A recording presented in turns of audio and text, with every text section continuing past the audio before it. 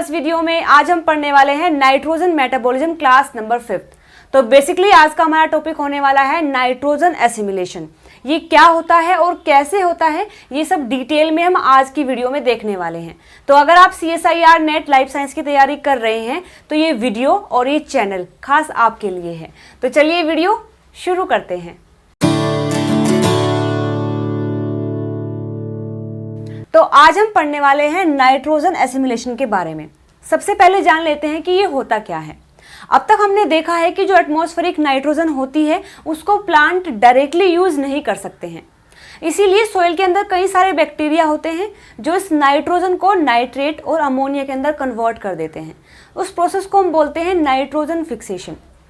जैसे वो फिक्स हो जाती है तो प्लांट उसको एब्जॉर्ब कर लेता है और एब्जॉर्ब करने के बाद उस नाइट्रोजन से वो अपने बायोमोलिक्यूल्स फॉर्म करता है, जैसे कि अमाइनो एसिड्स हैं और अमाइनो एसिड से फॉर्म होता है प्रोटीन। तो बेसिकली ये जो नाइट्रोजन है उससे जो फॉर्मेशन हुई है अमाइनो एसिड्स की, इस प्रोसेस को ही हम बोलते हैं नाइट्रोजन एसिमिलेशन। तो हमने देख लिया है कि नाइट्रोजन एसिमिलेशन क्या होता है, लेकिन उससे पहले हमें देखना होगा कि प्लांट जो नाइट्रोजन फिक्स हुई है उसको एब्जॉर्ब कैसे करता है और एब्जॉर्ब करने के बाद फिर एसिमिलेशन कैसे करता है। तो बेसिकली नाइट्रोजन एसिमिलेशन पढ़ने से पहले हमें देखना होगा nitrogen transport into the plant कैसे होता है और किस तरीके से होता है। तो चलिए हम देखते हैं नाइट्रोजन ट्रांसपोर्ट के बारे में कि कैसे ट्रांसपोर्ट होता है। ट्रांसपोर्ट का मतलब कि अभी जो नाइट्रोजन फिक्स हुआ है वो सोइल के अंदर है, तो प्लांट को उसे एब्जॉर्ब करना पड़ेगा। तो बेसिकली प्लांट क्या करता है, नाइट्रोजन को टू फॉर्म्स के अंदर एब्जॉर्ब करता है। फर्स्ट है नाइट्रेट, नाइट्रेट जिसका फॉर्मूला होता है NO3 नेगेटिव, और दूसरा है अमोनिया, अमोनिया NH4 पॉजिटिव। तो प्लांट NO3 को भी एब्जॉर्ब कर सकता है और अमोनिया को भी एब्जॉर्ब कर सकता है, लेकिन अगर वो नाइट्रेट को एब्जॉर्ब करता है तो डायरेक्टली नाइट्रेट को एसिमिलेट नहीं कर सकते।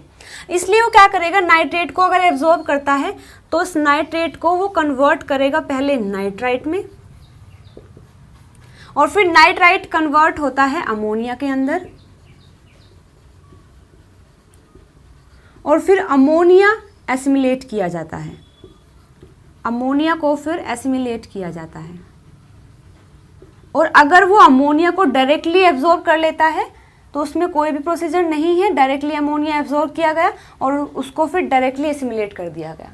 लेकिन अब सवाल यहाँ ये आता है कि अगर नाइट्रेट को भी अमोनिया में ही कन्वर्ट होना है तो नाइट्रेट को क्यों एब्जॉर्ब किया जाता है, डायरेक्टली अमोनिया को ही क्यों एब्जॉर्ब नहीं कर सकते। तो इसका कारण ये है कि जो अमोनिया होता है ये मोर टॉक्सिक है, मोर टॉक्सिक है।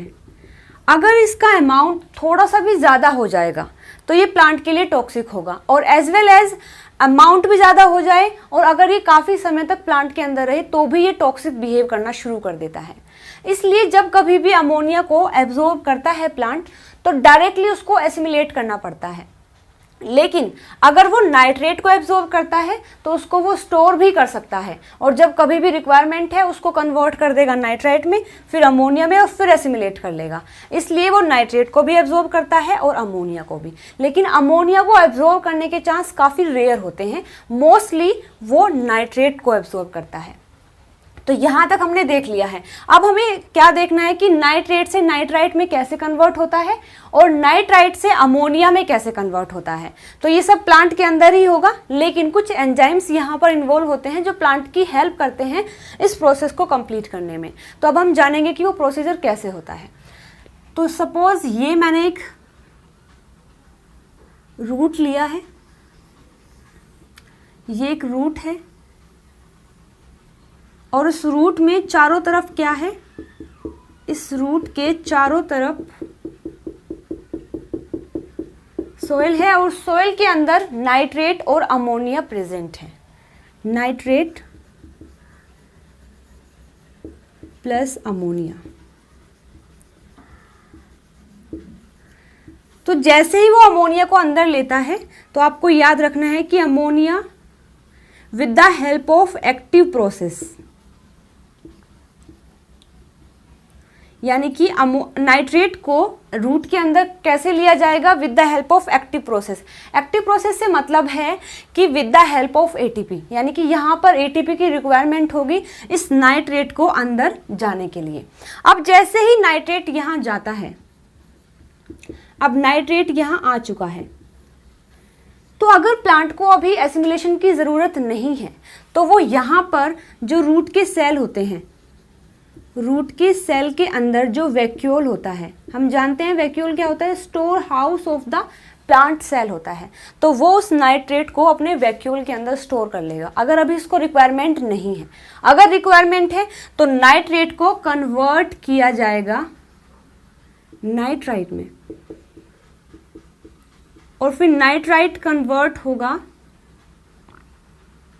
अमोनिया में, और फिर अमोनिया को एसिमिलेट किया जाएगा, एसिमिलेट किया जाएगा। लेकिन यहाँ पर कुछ प्रोटीन, कुछ एंजाइम होते हैं जो इस प्रोसीजर को करने में हेल्प करते हैं। तो सबसे पहले हम जानते हैं कि कौन सा एंजाइम है जो नाइट्रेट को नाइट्राइट में कन्वर्ट करेगा। तो देखिए यहाँ पर जो एंजाइम यूज होता है उसका नाम है नाइट्रेट रिडक्टेज, नाइट्रेट रिडक्टेज, जिसको शॉर्ट में NR भी बोलते हैं। अब रिडक्टेज से मतलब क्या है, क्योंकि नाइट्रेट का नाइट्राइट में कन्वर्ट होना एक रिडक्शन प्रोसेस है। रिडक्शन प्रोसेस क्या होती है, जिसमें या तो ऑक्सीजन का लॉस हो जाए या फिर हाइड्रोजन यानी कि इलेक्ट्रॉन का गेन हो जाए। अगर ऐसा कुछ होता है तो उस प्रोसेस को हम रिडक्शन बोलते हैं। तो यहाँ पर जो नाइट्रेट है वो होता है NO3 नेगेटिव, और जो नाइट्राइट होता है वो है NO2 negative.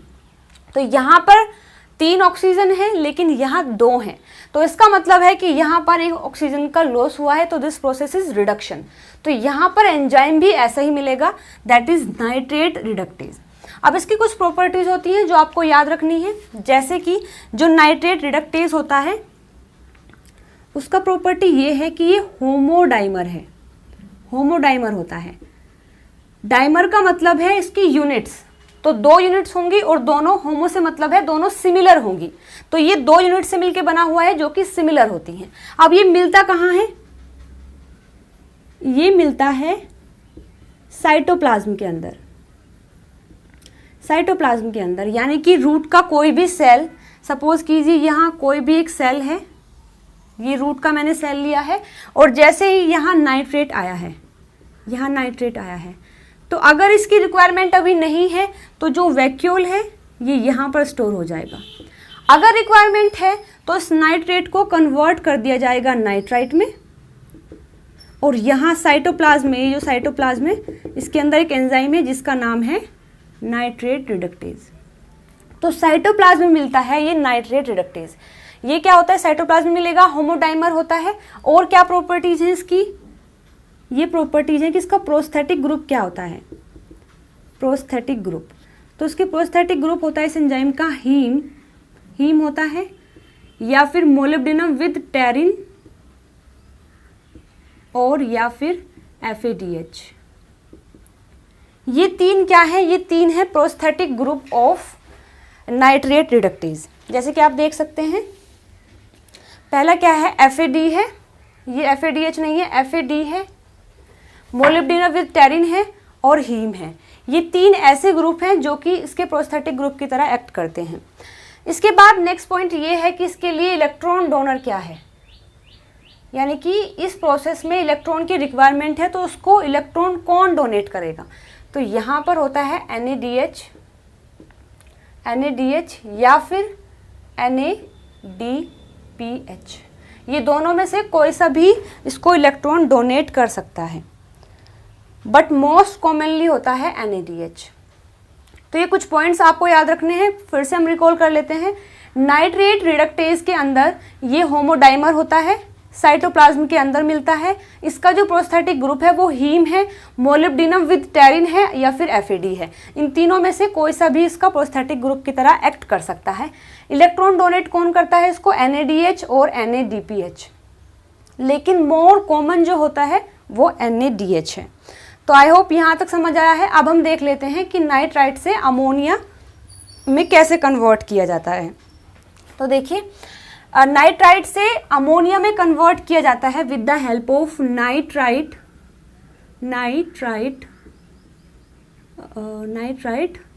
Reductase, nitrite reductase, जिसको शॉर्ट में बोलते हैं NI नाइट्राइट और R रिडक्टेज।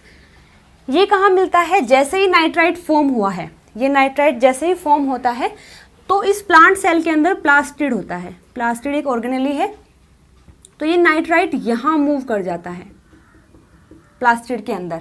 ये है प्लास्टिड। तो आगे इसके कन्वर्जन के लिए जो एंजाइम है वो प्लास्टिड के अंदर ही होंगे।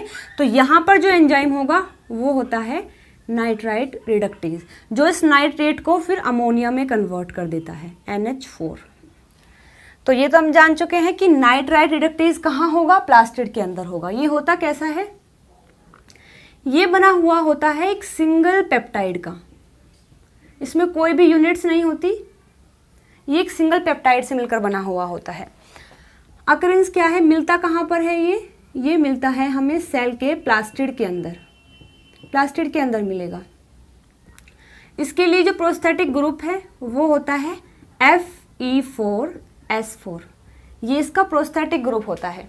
साथ में इसके लिए जो इलेक्ट्रॉन डोनर का काम करता है वो होता है रिड्यूस्ड फेरिडोक्सिन। ये इसका एज ए इलेक्ट्रॉन डोनर की तरह काम करता है। तो समझिए फिर से, नाइट्राइट रिडक्टेज सिंगल पेप्टाइड से मिलकर बना हुआ है, प्लास्टिड के अंदर मिलता है, प्रोस्थेटिक ग्रुप Fe4S4 होता है और इलेक्ट्रॉन कौन डोनेट करता है? इलेक्ट्रॉन डोनेट करता है रिड्यूस्ड फेरिडोक्सिन। तो ये दोनों पॉइंट जो अभी हमने किए हैं मोस्ट इंपॉर्टेंट है। यहाँ से बहुत बार क्वेश्चंस आ चुके हैं, तो आपको इनको ध्यान से पढ़ना है और ध्यान से ही याद करना है। उसके बाद जैसे ही अमोनिया में कन्वर्ट हो जाता है, दैट इज NH4 पॉजिटिव, फिर इस अमोनिया को एसिमिलेट कर दिया जाता है, यानी कि इस अमोनिया से बना दिया जाता है अमाइनो एसिड, और अमाइनो एसिड से फिर फॉर्म होते हैं प्रोटीन। तो ये हुआ है एसिमिलेशन। अब हमने ये पार्ट देख लिया है कि नाइट्रोजन अंदर कैसे आता है, किस फॉर्म में आता है। उसके बाद हम ये भी देख चुके हैं कि अमोनिया में कैसे कन्वर्ट होता है। अब हम देखते हैं कि वो बेसिकली एसिमिलेट कैसे होता है, यानी कि ये जो अमोनिया है यहाँ से अमाइनो एसिड्स कैसे फॉर्म होते हैं। तो चलिए अब देखते हैं एसिमिलेशन ऑफ नाइट्रोजन। सेल के अंदर प्रेजेंट है ग्लूटामेट। अब जो भी नाइट्रोजन यहाँ फिक्स होकर आया है, यानी कि अमोनिया की फॉर्म में आया है, वो यहाँ इसके अंदर ऐड होगा NH4 पॉजिटिव की फॉर्म में। एक ATP की रिक्वायरमेंट है, वो ATP कन्वर्ट हो जाता है ADP के अंदर, और एक एंजाइम की रिक्वायरमेंट होती है जिसका नेम है ग्लूटामाइन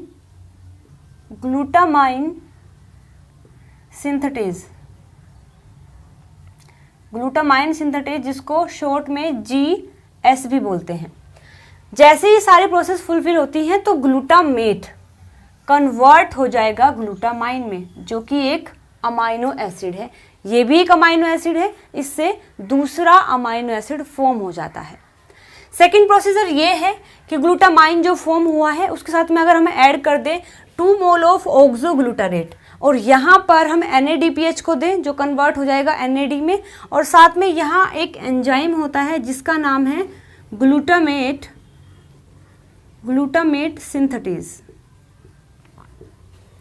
ग्लूटामेट सिंथेटेज, जिसको शॉर्ट में GO-GAT भी बोलते हैं।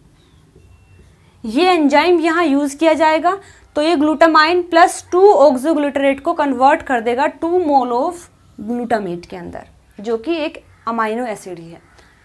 थर्ड प्रोसेस ये होता है कि 2 मोल हम लेंगे ऑक्सोग्लूटारेट के, और साथ में NH4 पॉजिटिव यानी कि अमोनिया को लेंगे, और यहाँ पर एक एंजाइम इन्वॉल्व होगा जिसका नाम है ग्लूटामेट डिहाइड्रोजिनेज, और यहाँ NADPH की भी रिक्वायरमेंट होती है।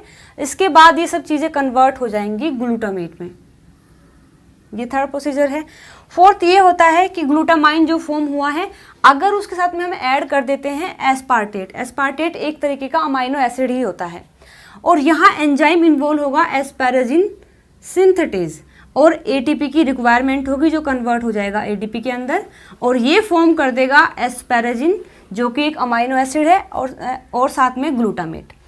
तो ग्लूटामाइन एस्पार्टेट एंजाइम है एस्पारेजिन सिंथेटेज, जिससे फॉर्म हुआ है एस्पारेजिन और ग्लूटामेट। तो ये कुछ प्रोसेस है जो सेल के अंदर होती रहती हैं with the help of ammonia. Ammonia की हेल्प से ये जो अमाइनो एसिड्स हैं फॉर्म होते रहते हैं, ब्रेक होते रहते हैं, depend on the requirement of the plant, यानी कि सेल को किस चीज़ की रिक्वायरमेंट है, इस तरीके से कन्वर्ट होते रहेंगे, ब्रेक डाउन होते रहेंगे। सो आज की इस वीडियो में दोस्तों इतना ही। जानकारी अगर आपको अच्छी लगी है तो वीडियो को लाइक शेयर सब्सक्राइब जरूर से करना। Thank you.